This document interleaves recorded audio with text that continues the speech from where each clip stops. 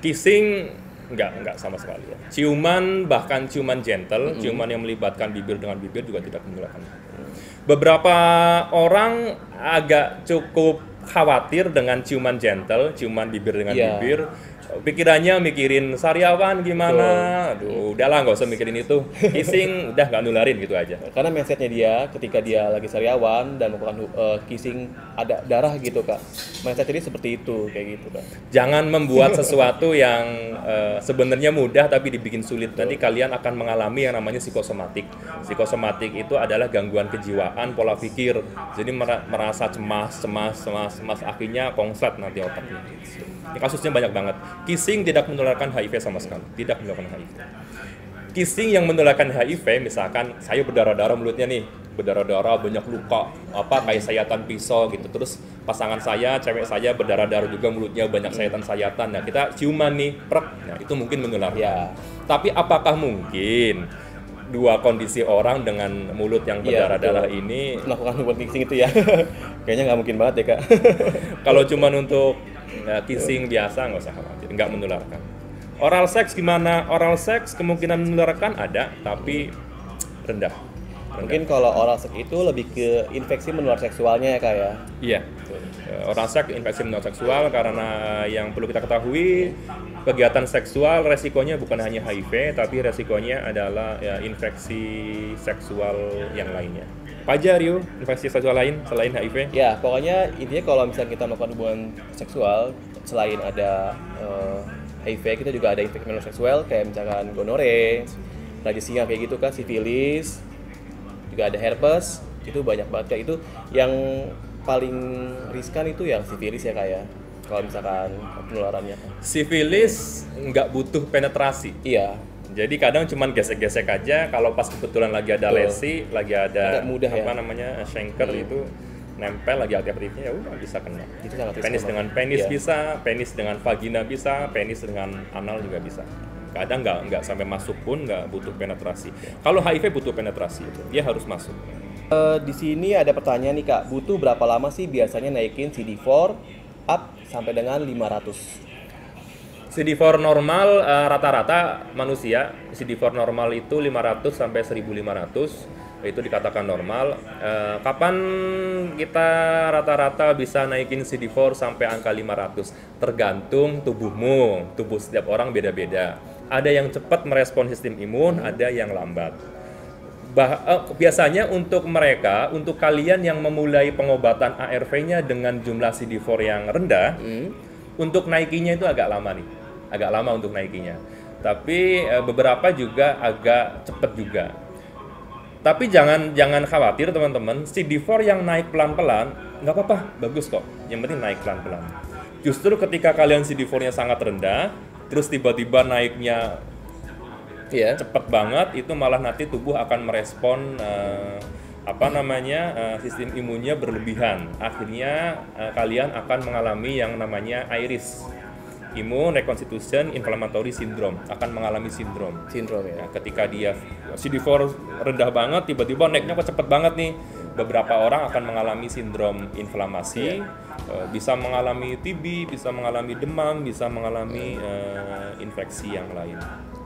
Faktor apa aja sih kak yang bisa memunculkan resistensi obat tuh kak? Resistensi obat ARV paling sering terjadi karena faktor kepatuhan yang berantakan. Kepatuhan yang amburadul, yang hancur-hancuran, itu yang paling tinggi memungkinkan seseorang untuk mengalami resistensi. Terus juga lagi tadi faktor infeksi silang juga mungkin terjadi. Tapi yang paling sering terjadi adalah faktor kepatuhan yang buruk. Kepatuhan yang buruk, minum obat, kadang minum, kadang enggak, kadang betul. Jam 10, kadang pagi setelah pulang dugem.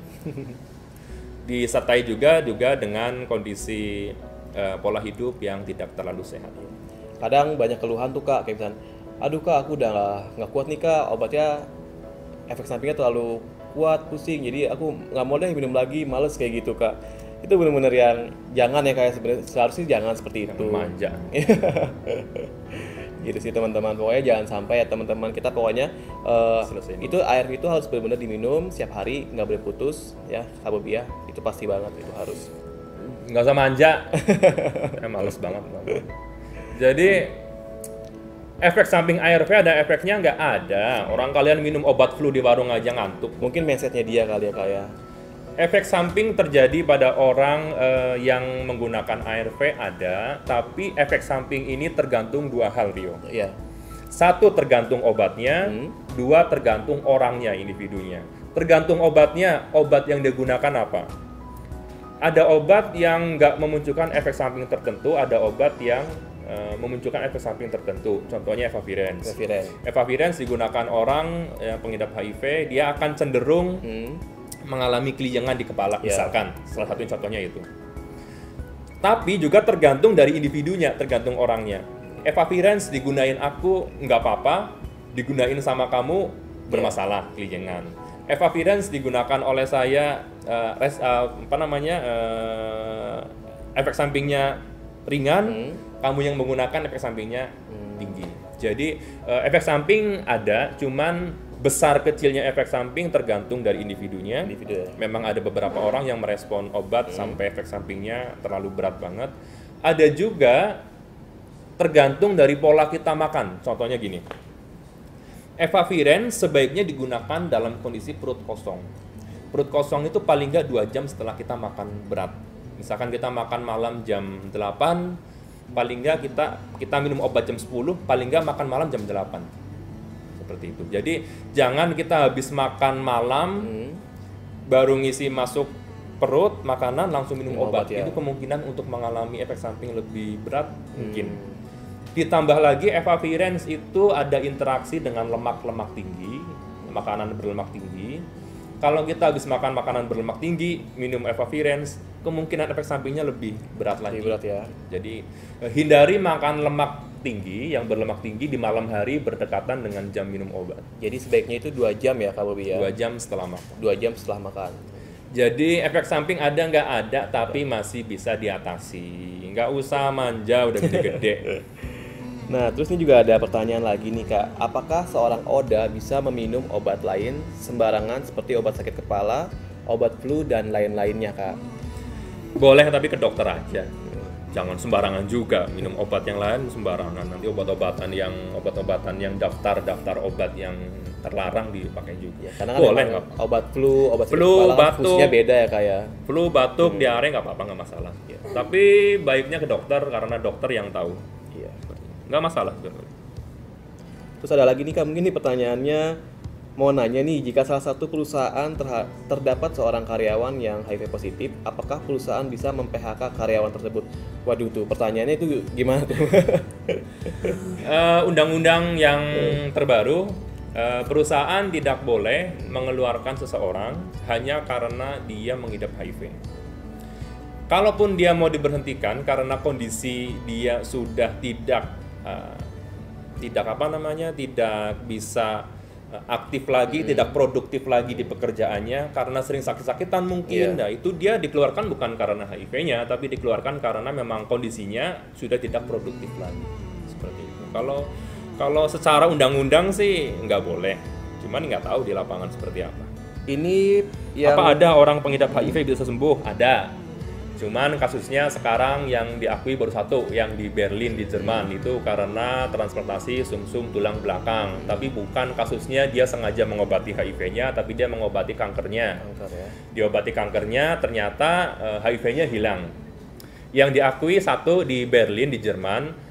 Yang kasus terbaru di Inggris, di London kemarin masih terlalu dini. Takutnya nanti udah bilang sembuh, tahun depan muncul lagi nggak tahu. Nah, yang sudah benar-benar hilang di Berlin ada. Mungkin nggak terjadi, bisa dikembangkan dan di Indonesia bisa berkembang mungkin. Ya tunggu aja lah. Makanya minum obat ARV-nya yang benar biar bisa nemuin ini. Pokoknya sekali lagi kalau kalian yang ingin tes HIV itu mau tahu informasinya, follow aja Instagramnya Tes Jakarta. Di situ ada bio lengkap, aksesnya di mana, kecamatan mana, rumah sakit mana, dan klinik mana. Tinggal buka aja bionya di Tes Jakarta. Itu sih Kak Bobi. Oke, seperti itu. Saya sedikit menambahkan, kalian yang merasa beresiko tes, nggak usah mikirin gejala. Nanti malah konslet. Serius deh, serius. Betul. Cemas berlebihan, nanti malah kebingungan yang berlebihan. kalian beresiko tes HIV. Hasil pemeriksaan HIV 3 bulan setelah dia 3 bulan setelah resiko terakhir, hasilnya negatif, ya udah negatif. Ke depan diperbaiki lagi, jangan melakukan yang beresiko lagi. Ya, oke. Terus apakah salah satu dari Anda ada yang positif HIV? Kami tidak menjawab informasi yang sifatnya pribadi. Oke, terima kasih. Sampai ketemu lagi di live selanjutnya. Dadah. Bye. Pertanyaan terakhir. Terakhir konyol banget ya, Pak.